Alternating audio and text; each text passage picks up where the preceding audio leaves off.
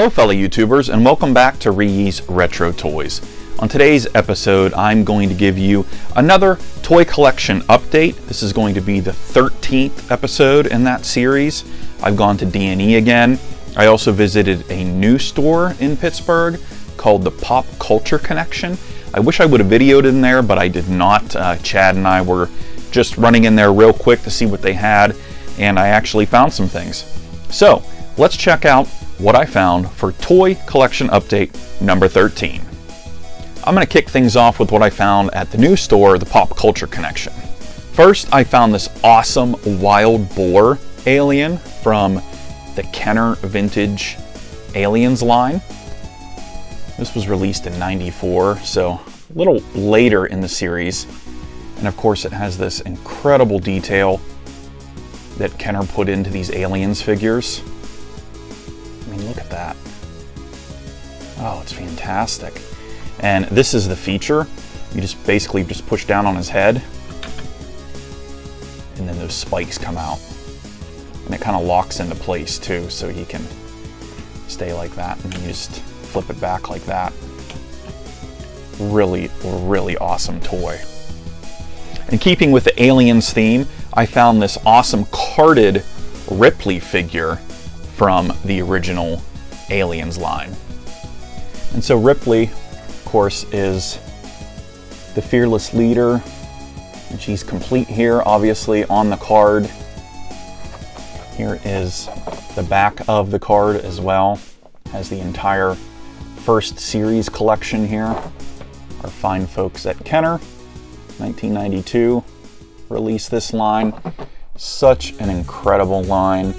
And you know, guys, if you want to get into this, now's the time, because they are not expensive at all. I think I bought her for 12 bucks, maybe 10 or 12 bucks.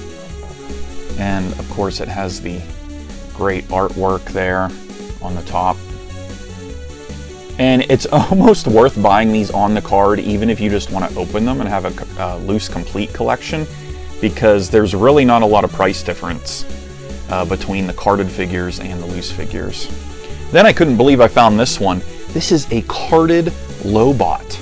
It is a 41 back from the Empire Strikes Back collection. And here is poor old Lobot on this beat up Empire Strikes Back card. This is my very first Empire Strikes Back carded figure. I mainly collect only the Return of the Jedi line, because that's my favorite movie. And really, all of the figures were re-released on Jedi cards. You can see, obviously, the bubble is extremely yellowed at this point. And he's got some scuff marks here. It looks like somebody took a marker and kind of like hid some of the scuff marks there and price tag residue. There's a hole here in the card. He's technically unpunched, but obviously there's a hole there, and there's even a staple up there. But, you know, for 40 bucks, this is a carded 41-year-old figure from Empire Strikes Back. So, and somehow he amazingly made it. He is still on the card. There's the Empire Strikes Back collection. Again, it's a 41 back. So awesome. My buddy Chad actually found this in one of the display cases. I had completely missed it because he was kind of hidden behind some turtles. So I was psyched to add this to the collection. And the last item I found at Pop Culture Connection is this really strange and bizarre Flash Force 2000 vehicle. This was released in 1984. Here's this oddball Dark Seeker battle van. Again, this is 100% complete with the box. It even had the cardboard inserts inside. This is a Matchbox line from 1984. And you can see they made another like helicopter-like vehicle and a couple of play sets as well. It's a very short-lived line. I got this for 20 bucks at the Pop Culture Connection, just because it just looks cool. I've never seen any of these before. This was Matchbox's take on kind of like the Mad Max post-apocalyptic scenario. intelligence.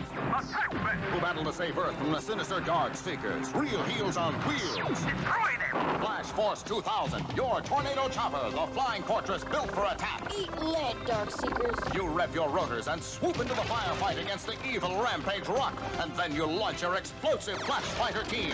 Tornado chopper of Flash Force 2000, where the heroes are the cars. Sold separately only from Matchbox.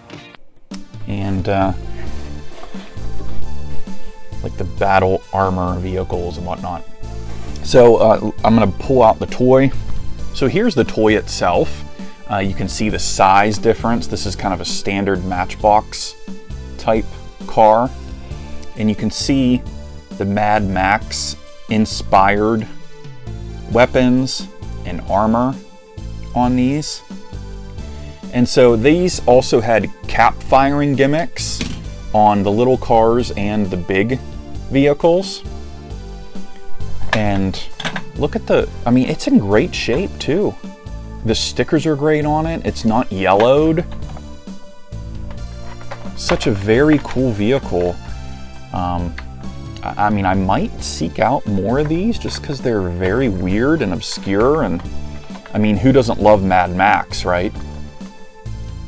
And just a great vehicle. Matchbox also put out a standard-sized 5-issue comic book of the Flash Force 2000. So you guys might want to look for that as well. So this had a feature. Here's the spring mechanism underneath. All you would have to do is just stick your finger in here and it clicks into place.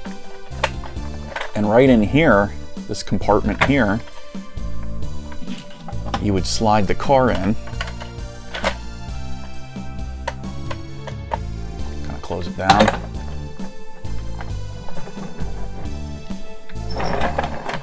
And the turret up here, you just kind of press down on it. And the car would come flying out. So I think that is a cool feature as well. And then if you had a cap loaded in there, the cap would go off too. So very cool vehicle, guys. I'm happy I found this, especially for only 20 bucks. And of course, you guys know I'm always going to D&E with my buddy Chad when I'm visiting family up in Pennsylvania. And I was stoked to find the entire collection of Coil Force Ninja Turtles. I have these carded, but I do not have these loose. And here is the entire Coil Force line of the Ninja Turtles. This came later in the line from 1996, actually. So there was only one more year that Playmates Toys was going to produce vintage Ninja Turtle figures. Poor Donatello, he doesn't have his weapons, but these figures are basically pristine. They look like they just come off the card. And you don't find these loose too often. I mean, I think a lot of people were just done collecting Ninja Turtles at this point and moving on to different cartoons and different series. Because, I mean, the original people that loved Ninja Turtles were, I mean, I was 16 years old at this point when this line came out. And so the gimmick here is they have these kind of clicky accessories, and then inside you have springed arms and legs, and they're supposed to like slap back and whatnot. I don't want to push on them too hard because I don't want them to break. But I was happy to find these because I mean, I didn't have any of these loose, and they're cool molds, and as nice of shape these are in, I wasn't going to pass these up. I got these from D&E for 40 bucks for the entire set. And you guys know I've also been on a Conan the Adventurer kick lately. D&E actually had 2 complete Conan figures for only 10 bucks each, so you knew I was going to pick these guys up. And here are these 2 Conan the Adventurer figures. This is Ninja Conan, as he appeared in one of the original Conan cartoons. And then this is Conan the Explorer figure.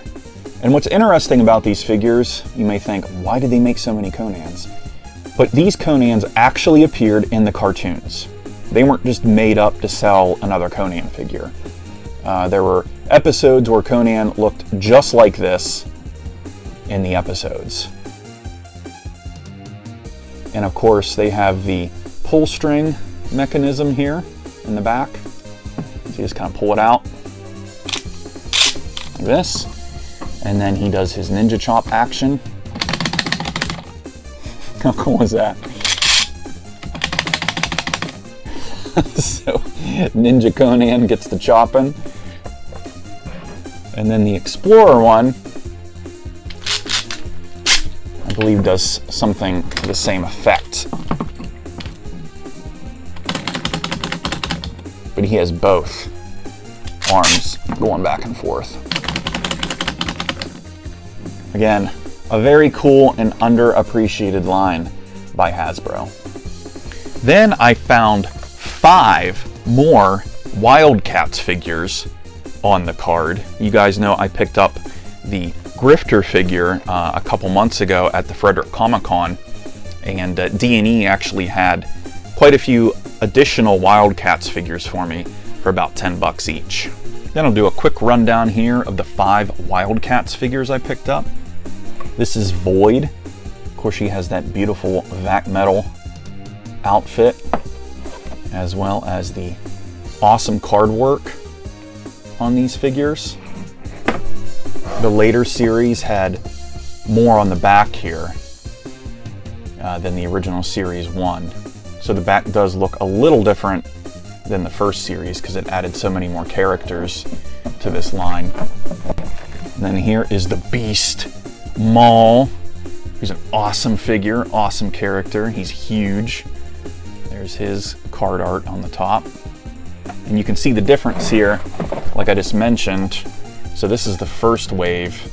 It just had a few of the characters at the top. And of course, the story. And of course, they always have the clip and save bio cards on these. And here is Voodoo. Again, great figure. Playmates always hooked up their figures with awesome accessories, which makes it problematic for us loose collectors because there's so many accessories to collect. And here is Zealot, another great female character in the line. Card art. Guys, you don't get card art like this anymore in figures. You just don't see it anymore. And then here is Pike, another kind of Deadpool-esque looking character, I guess, much like Grifter. There's the art as well. I mean, think about it. These cards they're specialized, you know, to go with the character and the artwork. You know, I think figure companies are way too lazy to do anything like that these days. Then I found 2 boxed Air Raiders vehicles. I didn't own any of these Air Raiders vehicles, so I figured I'd venture into this line a little bit too. This is the boxed Wind Seeker. Of course, these are the bad guys, the tyrants of wind. Here's a closer look at this Wind Seeker. This is bagged contents, so the box is open, but the contents are 100% sealed. Looks like the box may have had a little bit of water damage at some point, some flaking and whatnot back here. It's coming soon, a world where everything runs on air, so air is more precious than gold.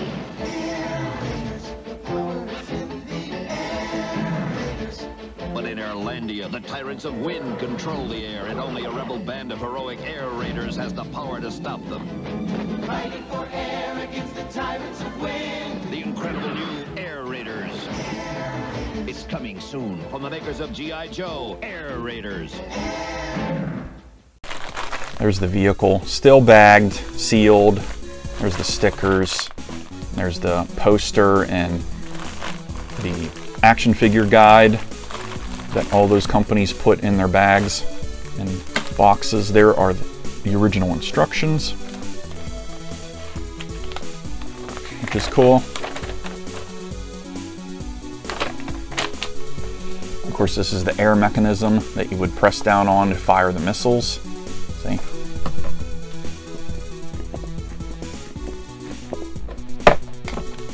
And then here's looks like the chassis or whatever, the undercarriage for the vehicle. There's the Wind Seeker. The other Air Raiders vehicle I picked up is this complete Hawkwind, which is an awesome vehicle. A lot of collectors think this is probably the best vehicle in the line. And here's a closer look at the awesome Hawkwind vehicle. The gray, the blue, the neon green. Excellent, excellent vehicle. Look at that thing. That is so cool. And of course this is 100% complete with the box. It does have the poster here and checklist. Here are the figures and extra missiles. I'm sure you guys have seen Air Raiders figures before. I'll give you a little closer look at them. There's one there. Here's the other one. Cool little mini figures, only about like 2 inches tall. And then the action feature on this thing is right back here. This little knob here, if you push it to the left, and here is the soft plastic that you would push down, and the air would flow through this tube, and it will shoot out this missile. Check it out. Just press down on it. It goes flying off. And you just move to the other side.